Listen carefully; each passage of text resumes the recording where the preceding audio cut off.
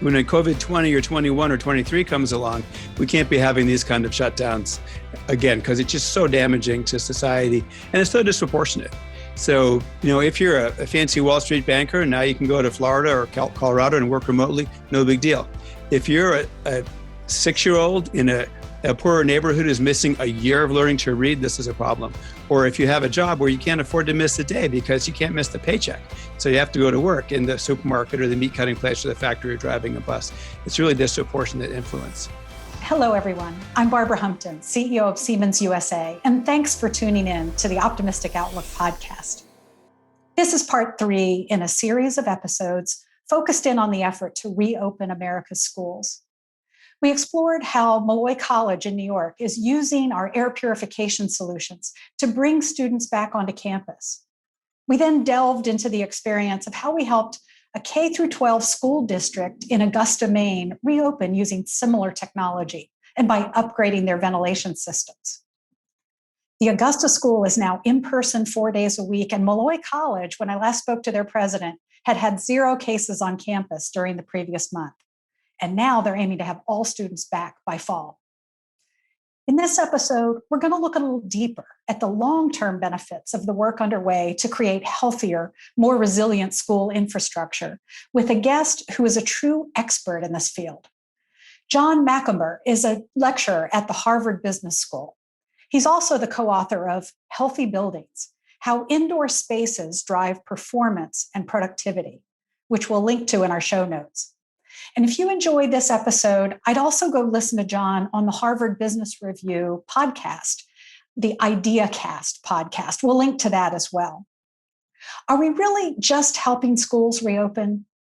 Or are we actually doing work that's essential to the future of U.S. education? Let's find out. John, welcome to the podcast. Thank you. A lot of us are thinking these days about the quality of the air we're breathing indoors. We've all learned about the transmission of viruses like the coronavirus and recognize that air quality can make a big difference for our overall health. But you've been interested in buildings and their air quality for quite some time. I'd love to know how you first got interested in healthier buildings, and what does it mean these days when so many more people are interested in the topic? Well, thanks for asking, and thanks for having me on the podcast. So I have been interested in healthy buildings, and before that, energy efficient buildings and a number of other aspects in the building area. Before I came to Harvard, I spent 30 years in real estate and construction thinking about these kind of issues. And I'll answer the direct question sort of in 3 timeframes. One is pre-COVID-19, one is during, and one is post. And a lot of the world thinks about it that way. So in terms of the pre, like a lot of other people, I was thinking primarily about energy efficiency in buildings. And then I started working with a colleague of mine at the Harvard School of Public Health, Joe Allen, who was looking a lot at indoor air quality and as compared to outdoor air quality and impacts on a lot of things around health and cognition. We talk about air quality a lot in terms of pollution and sulfur and stuff outside in the sky. But really, we are the indoor generation. We spend 90% of our time indoors, inside your house, inside your office, inside your school, inside some means of transportation, unless you're maybe a farmer or a cowboy or something like that. Indoor air quality isn't really paid that much attention to. And historically, it's been looked at in terms of off gases and volatile organic compounds and things coming from your carpet or things coming from your household cleaners. We've only really recently started to look at the components of outdoor air pollution or things that are detrimental to your health in terms of indoor air quality, notably carbon dioxide, particulates, and volatile organic compounds. So when Joe started talking about those aspects, and I started tying those to my real estate experience, thinking people in the real estate space go to a lot of effort to have their buildings compete in lots of levels. Why aren't we thinking about this? Maybe we're sort of missing the boat if we're chasing pennies on fans and filtration and losing thousands of dollars at a time on the impacts of air quality on how people feel and how they act and how they behave and how they work in indoor spaces. Yeah, well, let's drill into the subject of educational spaces in particular. Over the last 2 episodes, we've had guests who've given us insight into both the K through 12 as well as the higher ed educational realms. And these are customers who have actually implemented some of our technologies to help with their indoor air quality. What I'm learning from you is that the quality of air indoors can not only be a matter of health, but you actually think it can affect learning outcomes as well. Tell me about that. Absolutely. We think it affects cognition. So some of the studies we've done are double-blind experiments, not with grade school kids, but with office workers who volunteer to be working for a week doing their regular work in a situation where the air that they are breathing is being controlled by researchers. It's a double-blind experiment. The researchers don't know what they're doing, but they're altering levels of, for example, CO2. There's about 420 parts per million of CO2 in the atmosphere. We can do human subject tests at Harvard to about 1,500 parts per million of CO2, although if you get in a stuffy airplane or in a really bad conference room, it might be at 3,000 or something, or 4,000 parts per million. We also test particulates, notably the PM 2.5s, which are the ones that can get lodged in your lungs and volatile organic compounds. And what we had these research subjects do was take short cognition tests 3 times a day. And they were standard tests that have been used for a long time to measure sort of changes in cognition in various environments. And we found that for pretty much every single person, that their cognition improved when they were in areas of particularly cleaner air and was measurably worse to maybe a standard deviation for a lot for each person. Not measuring against the whole population, but for each person on measurements like memory, strategy, sort of long-term planning, things like that, in these really well understood cognition tests. So when I saw those results, I thought, okay, now we have to think about this in terms of office space, and obviously it applies to learning at multiple levels, whether it's kids in elementary school where you can open the window, or whether it's biologists in a really closed laboratory. Yeah, this is fascinating because I think this is a moment in our nation's history when we're thinking a lot about the gaps, the divides. People who have access to education, people who have access to healthy places to work, and those who don't. And what you're describing to me is, something that will truly affect our performance as individuals. But you're also finding that truly being able to remove pathogens from the air is going to leave us healthier overall. Are you anticipating a future in which when the next virus comes through, we're actually able to leave buildings open, and in particular, leave our schools open? When a COVID-20 or 21 or 23 comes along, we can't be having these kind of shutdowns again, because it's just so damaging to society and it's so disproportionate. So, if you're a fancy Wall Street banker, now you can go to Florida or Colorado and work remotely, no big deal. If you're a 6-year-old in a poorer neighborhood who's missing a year of learning to read, this is a problem. Or if you have a job where you can't afford to miss a day because you can't miss the paycheck, so you have to go to work in the supermarket or the meat cutting place or the factory or driving a bus, it's really disproportionate influence. But I think going forward, there's a couple things that have changed. One is that people had an awareness of health earlier, and they thought, yeah, I guess I should, eat better food or work out more. The awareness of what's in the air is not going to go away. It's been so etched into our consciousness in the United States and Europe and Asia and Africa, everywhere, that people are going to be thinking about that. And they'll be asking questions about it.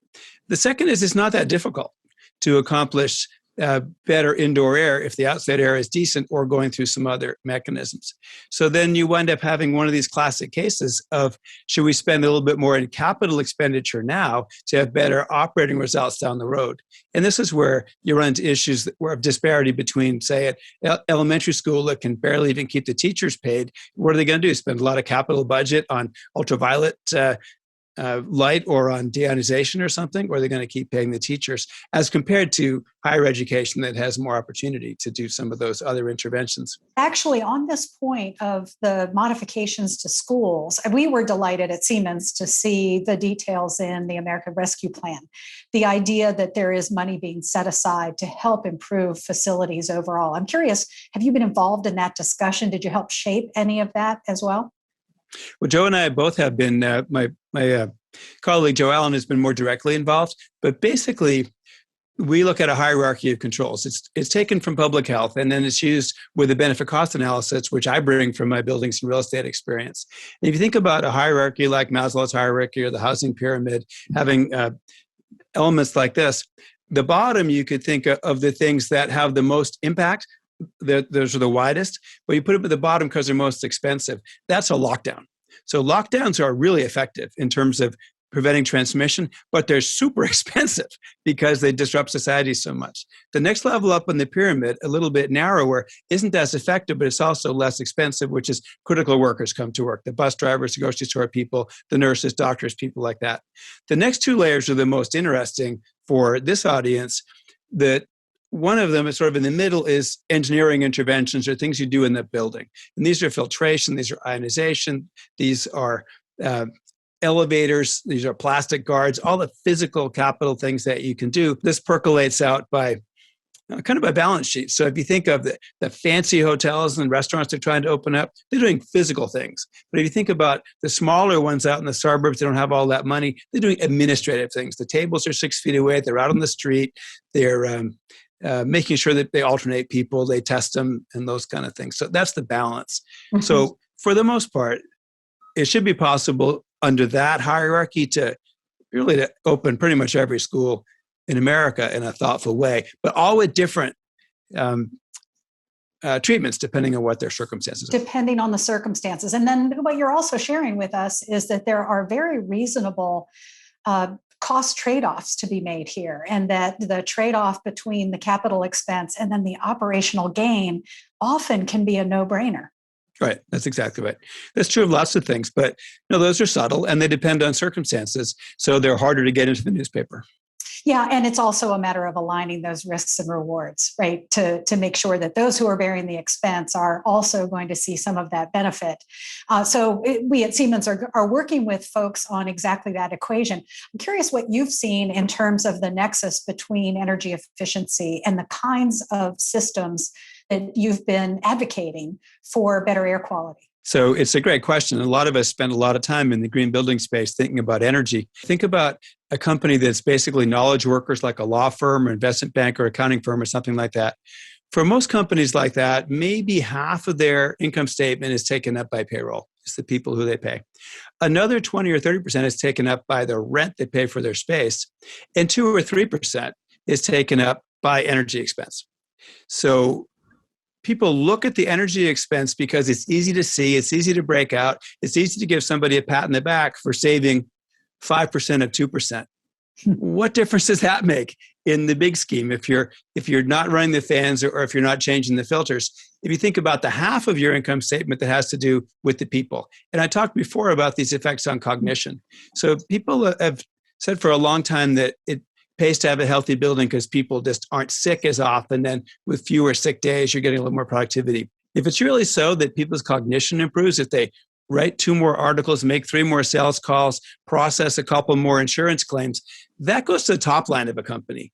And we haven't made the empirical link yet, but it's pretty easy to see that if you're getting 1% or 2% on that cognition piece and people aren't sick as often, then it's substantially more beneficial than a giant expense in energy. So the first aspect is it's the wrong thing to look at. The companies are siloed and somebody's getting attaboy because they can measure BTUs per hour. It's hard to measure output. The second aspect is certainly in newer buildings, it's not that much more expensive to think about thoughtful insulation, thoughtful air infiltration, thoughtful moisture and vapor barriers, and then have that efficient energy recovery ventilation. Instead of dumping all the exhaust air out into the sky, you recycle it. You recover the energy from that and bring it back in so that the building has more filtration of the fresh air, but you're not wasting all that energy that you just used to cool and heat the building. So these buildings actually pencil in substantially lower operating costs down the road and have a relatively short payback in the multifamily space right now. Yeah. There are so many factors at play. It's not just what we are learning about the built infrastructure and the quality of the air, its effect on us. It's also, quite frankly, how we're using our buildings. And we know that a lot of that is in transformation. And in fact, we at Siemens have made the decision that going forward, we're only going to expect employees to be coming into the office 2 to 3 days a week. So buildings, whether they're home or the Wi-Fi center down the street or our actual office building, this is all part of the backbone of our economy. And I would love to hear your thoughts about how the public and private sector might play together. What dynamics could we bring to bear to help actually drive improvements in this very dynamic time we're living in? So it could be that the entire world gets COVID-19 totally under control in the next 12 months. It's done and no other virus ever happens. And there's tremendous awareness of, everybody feels good. Or it could be that we never get this one under control because you can get it again or it has variants and the next one comes and people remain very aware of public health and contagion kind of issues that they get, particularly from aerosols, which is how COVID-19 is spread, or from touching, which is how flu is spread. So that could go either way. The other is around comfort with remote work. So right now you can say, yes, our people are working from home and you and I are doing this virtually like this, but there are other companies who are already saying this is not working with bringing people in. So we don't know whether the vast bulk of people with a choice and absent COVID would say, I'm going to keep working remotely or not. So the outcome of that 2 by 2 of those scenarios are really different possibilities. So if COVID and other diseases largely get contained and if people get sick of working remotely, that means that they'll come back to large downtowns. Big thing in the New York Times today about how office buildings in New York are so challenged and never come back. Maybe not. But if people think about public health, worry about the other aspects, are happy working remotely, this is really good for second and third tier cities everywhere in the world. It means you don't have to get to downtown, to lower Manhattan or the center of Delhi or the center of London every day. You can work in a faraway place. Maybe not in Borough, Alaska or Bozeman, Montana, but you could work in West Palm and go to Orlando or Miami or something like that. That really changes how people use transportation. And the third piece in that, which Siemens is involved in particularly, is mass transit. So right now, transit facilities are getting clobbered because there's no riders. They lose money anyway, but without tariffs, they do even worse. And it's really hard to imagine the big core cities, London, New York, Tokyo, Singapore, thriving without extensive public transportation and people being comfortable. John, you've put your finger on several areas we care about passionately at Siemens. And we really have been tackling this moment of disruption as an opportunity to strengthen the organization as we move forward. So you're right. There are office workers who can choose where they want to live.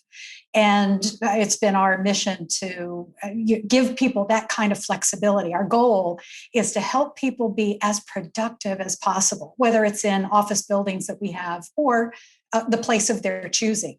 And then likewise, the people who are working in essential roles like manufacturing, where they need to be present in order for us to be successful as a building, we want to make those spaces as healthy as possible. And by the way, we serve the whole manufacturing sector, not only with software and hardware to drive the future automation and the future of manufacturing, but also to help those folks transition to a more sustainable, a healthier built infrastructure around them. And of course, your comments about transportation are spot on.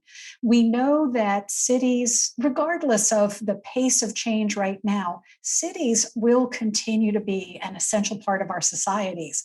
We may be using buildings differently. We may be moving in and out of cities differently, but mass transportation is going to be a vital element of it. So it's exciting to think about your ideas and the contributions you've been making through your work and how that might relate to this future that we're shaping together. Something I love to ask all my guests is, imagine this future that we're all understanding now, the things you've been studying so intently. We want to put that to use.